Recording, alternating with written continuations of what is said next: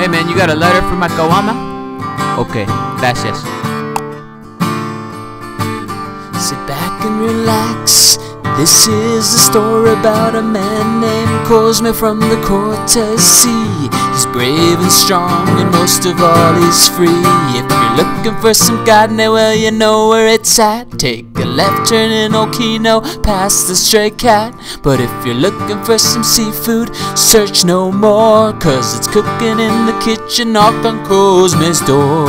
He's got his own restaurant, nets, pangas, hookah rigs and such, and he'll make you a crab trap for 15 bucks. If you wanna meet him, look for the Mexican Chuck Norris, short of sleep and a shave. But be careful what you say, because he'll make you his slave.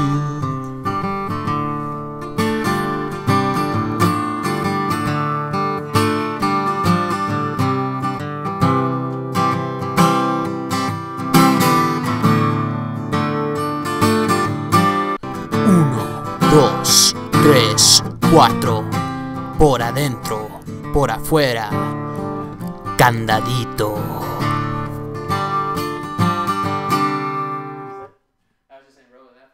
Shit, of course, that's fucking stop. Say what? My friend Kyle said, It's a long road to Kino. Only an 8-hour drive in a 15-passenger van from Prescott, Arizona. Surely he wasn't referring to the physical distance to Bahia de Kino, Sonora, but instead to the cultural separation, that great expanse of desert between a people and a way of life.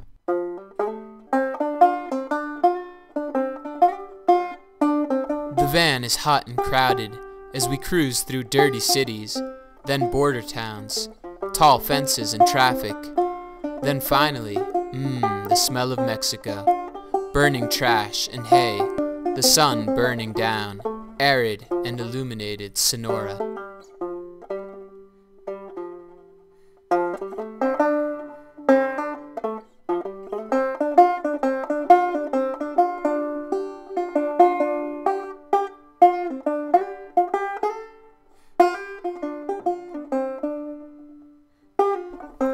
Pretty soon we'll reach the Saguaro Sentinels, standing watch for over 500-year-long shifts. How much longer until the armies of Middle-earth conquer this land, imprison or cut down the guards, and penetrate the mystical and legendary world that lies beyond?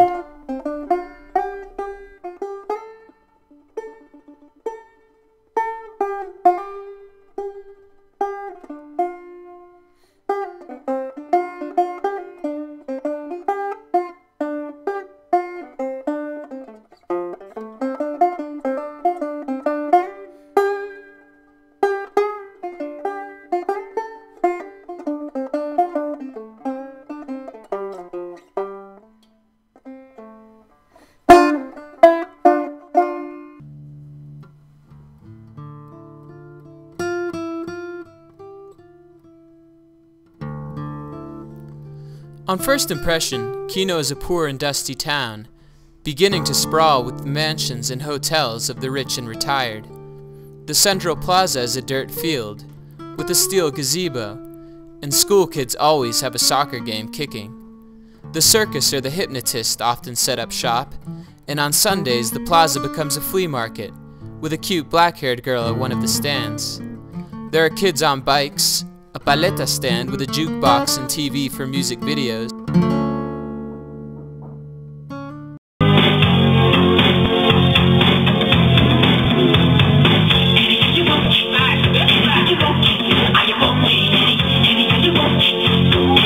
There's also every kind of herria, including a tortilleria, with warm fresh discs sold in stacks, and a ferreteria that sells hardware, not ferrets. The main strip along the beach is a market for fishermen.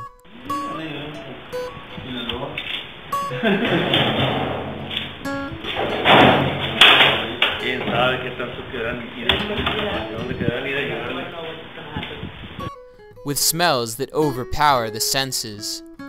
Dogs that I can't help but pity. Toothless and barefoot fishers selling black pearls. Even terrifying prostitutes.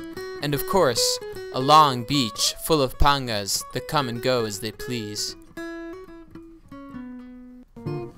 There are also quaint seafood restaurants and a tourist pier that is ironically broken in half, so that it can only be accessed by fishing boats and pelicans.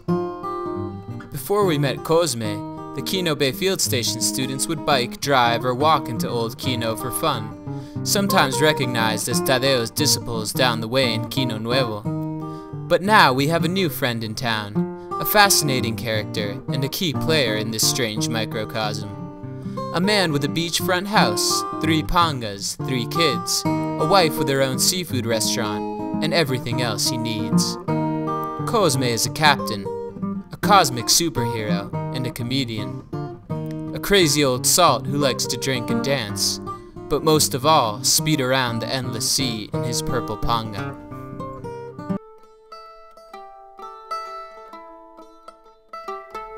Like Captain Ahab on a quest for something that no one else can truly comprehend, but that in my inner being I feel and understand.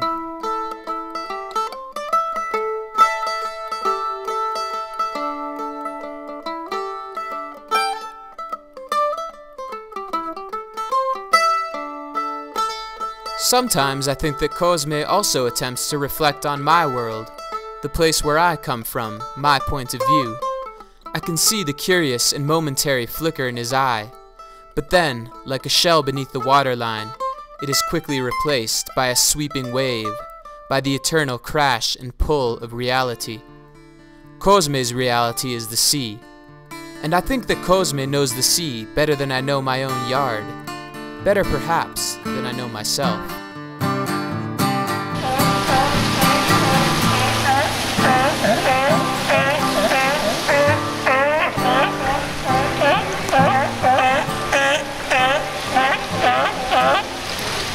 The first time I saw Kosme, I drew a caricature of his fierce triangular eyebrows and glazed fiery eyes.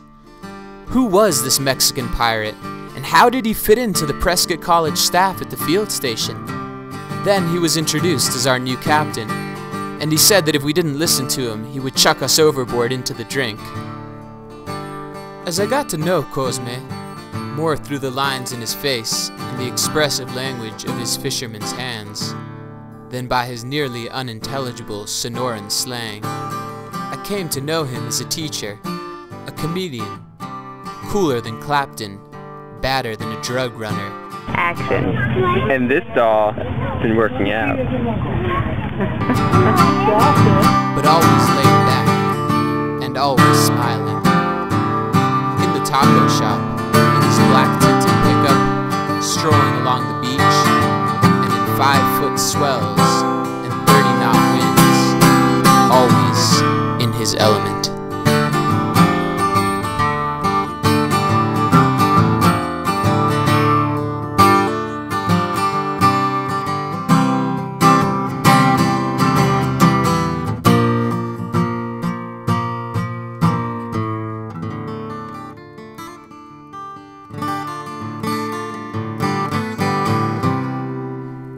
Other than our safety, Kosme has one thing on his mind when he is on the water: the catch, the plunder, the booty. I can just see him envisioning where the fish are running, filling the hull with shining sierra, the coolers with slimy octopus and scallops, every last compartment with triggerfish and shrimp. Arrgh, the scales will tip today, mateys. But today is not a fishing trip. Or not an ordinary one, anyway. And for the first time, he will not be asked how much he brought back. For this time we won't drive the hull full speed up onto the beach, but rather trailer out slowly. And today, the students are the crew. The coolers are our minds, our spirits, and our imaginations, spilling over the brim.